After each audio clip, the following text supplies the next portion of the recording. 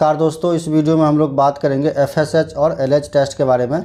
क्या है, क्यों करवाया जाता है, टेस्ट का प्राइस कितना होता है, नॉर्मल रेंज कितना होता है, कौन से लक्षण में करवाया जाता है, टेस्ट से कौन कौन सी बीमारी का पता चलता है, रिपोर्ट कैसे समझना है कि बढ़ने घटने से क्या समस्या हो सकती है। तो सारी चीज़ें इस वीडियो में हम कवर करेंगे, तो अंत तक इस वीडियो को आप जरूर देखिए। और यदि वीडियो अच्छा लगे तो वीडियो को लाइक शेयर आप जरूर कीजिए, और कोई क्वेरी हो तो आप कमेंट जरूर कीजिए। तो पहले जानते हैं कि एफएसएच और एलएच क्या है। तो एफएसएच जो है इसको बोला जाता है फॉलिकल स्टिमुलेटिंग हार्मोन, और एलएच को बोला जाता है लुटेनाइजिंग हार्मोन। तो ये दोनों ही हार्मोन जो है पिट्यूटरी ग्लैंड द्वारा रिलीज होता है, जो एक मास्टर ग्लैंड होता है जो सारे ग्लैंड को जो है कंट्रोल करता है, जो ब्रेन में स्थित रहता है। लेकिन पिट्यूटरी ग्लैंड को भी कंट्रोल करता है hypothalamus gland, gonadotropin releasing hormone release करके उसको स्टिमुलेट करता है एफएसएच और एलएच रिलीज करने के लिए।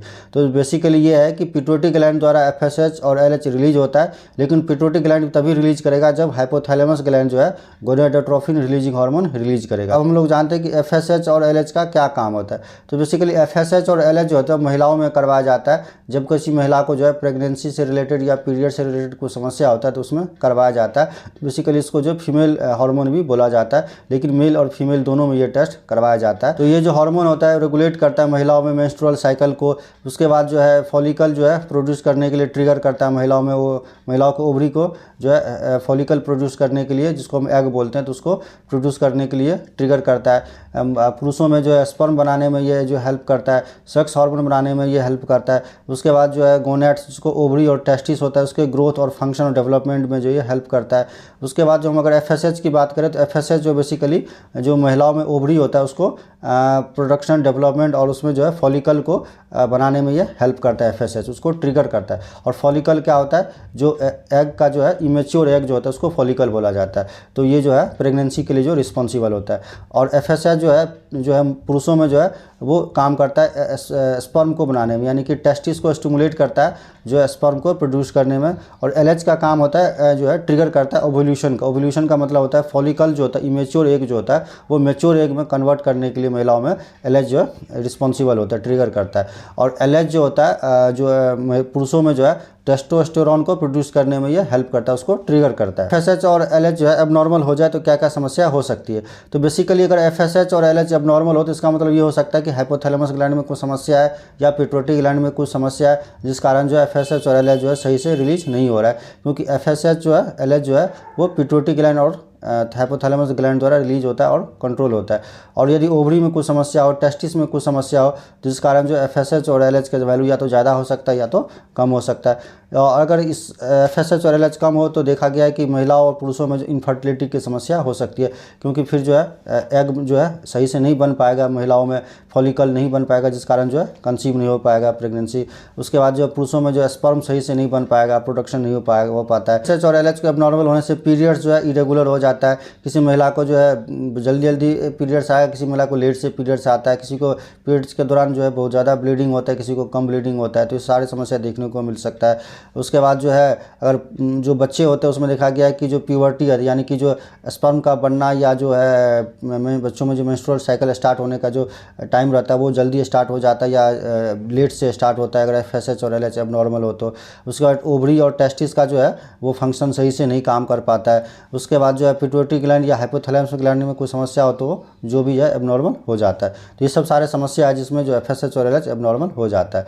तो एफएसएच और एलएच हमारे बॉडी में कितना है तो इसका पता लगाने के लिए जो एफएसएच और एलएच टेस्ट करवाया जाता है। तो बेसिकली एफएसएच और एलएच टेस्ट जो मेजर करता है कि हमारे ब्लड में जो एफएसएच और एलएच की मात्रा कितनी है। तो ये आप टेस्ट करवा सकते हैं। इसके लिए कोई भी फास्टिंग सैंपल देने की जरूरत नहीं पड़ती, आप दिन में कभी भी किसी भी समय आप करवा सकते हैं। लेकिन जो महिलाएं होते हैं उसमें ये देखा गया है कि सैंपल देने का सही तरीका जो सभी समय होता है वो पीरियड्स जिस दिन स्टार्ट होता है उसके दूसरे दिन या तीसरे दिन जो है यह टेस्ट करवाना चाहिए। एफएसएच और एलएच टेस्ट प्रेफर किया जाता है। सैंपल जो है एसएसटी ट्यूब में लिया जाता है, इसके लिए सीरम सैंपल चाहिए होता है। और इस टेस्ट का जो प्राइस अगर हम बात करें तो एफएसएच अलग से अगर एक करेंगे तो 400 से 600 रुपये तक का होता है, एलएच भी 400 से 600, अगर दोनों करेंगे तो 1200 तक में ये टेस्ट हो जाता है। दोनों रिपोर्ट जो है आपको सेम डे इसका मिल जाता है। अब अगर नॉर्मल रेंज की बात करें तो नॉर्मल रेंज जो है इसका डिपेंड्स करता है कि मतलब महिलाओं में अलग होता है, पुरुषों में अलग होता है, बच्चों में अलग होता है, और जो जिसका पीरियड्स आना बंद हो जाता है उसमें अलग होता है। तो डिपेंड्स करता है एज पे, सेक्स पे और मेंस्ट्रुअल साइकिल पे ये डिपेंड्स करता है। तो नॉर्मल रेंज जो है अगर स्टैंडर्ड नॉर्मल रेंज देखा जाए एफएसएच का तो 1.40 से लेकर के और 18.10 जो है हो सकता है। उसके बाद LH का जो है अगर नॉर्मल रेंज की बात करें तो 1.50 से 9.30 ये यूनिट्स है। इस यूनिट्स में आप अपने रिपोर्ट को देख सकते हैं। तो ये जो है स्टैंडर्ड नॉर्मल रेंज होता है। लेकिन नॉर्मल रेंज जो है डिपेंड्स करता है एज पे, सेक्स पे और मेंस्ट्रुअल साइकिल पे। तो इसके ऊपर अगर देखिए तो जो छोटे बच्चे होते हैं, चाहे मेल हो चाहे फीमेल हो, उसमें जो है कम होता है। और जो मेल होता है उसमें जो है FSH और LH की मात्रा जो है थोड़ी कम होता है महिलाओं के मुकाबले। और प्रेगनेंसी में जो इसका जो वैल्यू होता है बहुत ही कम हो जाता है। और जो जिसका पीरियड्स आना बंद हो जाता है, यानी कि जो महिला 50 साल के क्रॉस कर जाता है, उसमें जो पीरियड्स आना बंद हो जाता है, तो उसमें जो है मेनोपॉज बोला जाता है उस कंडीशन को। तो उसमें जो है FSH और LH की मात्रा जो है ज़्यादा हो जाता है। तो फेज की वाइज अगर हम देखें तो फॉलिकुलर फेज होता है। फॉलिकुलर फेज का मतलब होता है कि जिस दिन पीरियड्स स्टार्ट होता है उस दिन से लेकर के 14वां दिन तक जो फॉलिकुलर फेज माना जाता है। तो उस दौरान जो है जो इसका नॉर्मल रेंज FSH का 3 से 10 हो सकता है और LH का 2 से 8 हो सकता है। मिड साइकिल का मतलब हो गया कि पीरियड जिस दिन स्टार्ट होता है और जिस दिन एंड होगा उसके जो 7 दिन का जो पीरियड उसमें जो है दूसरे से तीसरे दिन जैसे मैंने बताया था टेस्ट करवाना चाहिए। तो उस दौरान जो है देखा गया 4 से 25 होता है FSH और LH जो है 10 से 75 होता है। उसके बाद मेनोपॉज होती है, यानी कि पीरियड्स आना यदि बंद हो जाता है किसी महिला को, तो उस दौरान जो है उसका जो नॉर्मल रेंज होता है 20 से 116 तक भी हो सकता है FSH और LH का वैल्यू 15 से 55 भी हो सकता है। और प्रेगनेंसी में जो है कम हो जाता है, बहुत ही कम, तो लेस देन 1 हो सकता है और LH का वैल्यू 2 से 9 हो सकता है। तो ये है नॉर्मल रेंज। हालांकि नॉर्मल रेंज जो है वो आपके लैब टू लैब और एज सेक्स के हिसाब से चेंज हो सकता है समय के हिसाब से। तो अगर महिलाओं में अगर हम देखें कि FSH और LH की वैल्यू एबनॉर्मल हो तो क्या क्या समस्या देखने को मिल सकता है।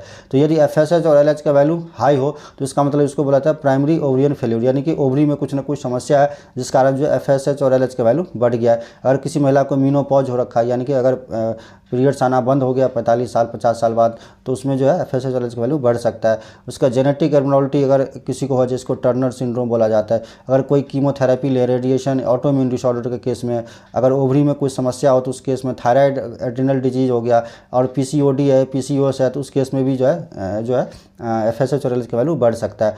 उसके बाद जो लो लेवल देखा गया सेकेंडरी ओवरियन फेल्यूर बोला जाता है, यानी कि अगर पिट्यूटरी ग्लैंड में अगर कोई समस्या हो, हाइपोथैलेमस ग्लैंड में कोई समस्या हो तो उस केस में हो सकता है। इस केस में जो है FSH का वैल्यू कम होगा, यानी कि फॉलिकल कम बनेगा, एग कम बनेगा, तो प्रेगनेंसी कंसीव करने में दिक्कत होती है। अगर महिलाओं पुरुषों में अगर देखें FSH और LH तो टेस्टिकुलर फेल्यूर, अगर टेस्टिस में अगर कोई समस्या हो तो FSH और LH का वैल्यू बढ़ जाता है। उसमें भी क्रोमोसोमल एबनॉर्मलिटी यानी जेनेटिक कुछ प्रॉब्लम हो तो उस केस में बढ़ सकता है। अगर गोनैड्स डेवलपमेंट का फेल्यूर यानी टेस्टिस अगर सही से डेवलप नहीं हुआ, अगर कुछ वायरल इन्फेक्शन हो रखा है जैसे मम्स हो गया, HIV वगैरह केस में तो बढ़ सकता है। ट्रॉमा, रेडिएशन, कीमोथेरेपी वगैरह, ऑटोइम्यून डिसऑर्डर केस में FSH का वैल्यू बढ़ सकता है। लो किस में हो सकता है तो सेकेंडरी टेस्टिकुलर फेल्यूर, यानी कि अगर हाइपोथैलेमस ग्लैंड, पिट्यूटरी ग्लैंड में अगर कुछ समस्या हो।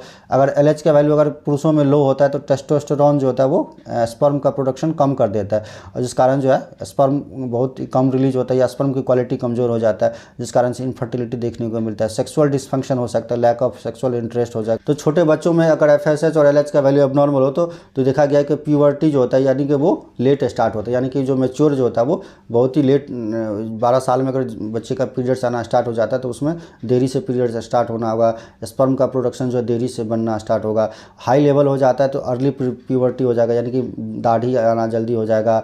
उसके बाद जो प्यूबिक हेयर है जल्दी आना स्टार्ट हो जाएगा। मेंस्ट्रुअल साइकिल जल्दी स्टार्ट हो जाएगा। ब्रेस्ट का डेवलपमेंट जल्दी हो जाएगा। प्यूबिक हेयर जो होता है वो जल्दी हो जाएगा। पेनिस और टेस्टिस का ग्रोथ जो है वो जल्दी ज़्यादा हो जाएगा। तो इस केस में जो है ये सब देखने को मिलता है। तो फिर भी अगर कोई समस्या हो तो आप अपने रिपोर्ट जो है डॉक्टर से आप जरूर संपर्क कीजिए। ये जो है इन्फॉर्मेशन पर्पज़ के लिए मैंने वीडियो आपके लिए बनाया। फिर मिलते हैं न्यू वीडियो में। Thank you for watching. Bye bye.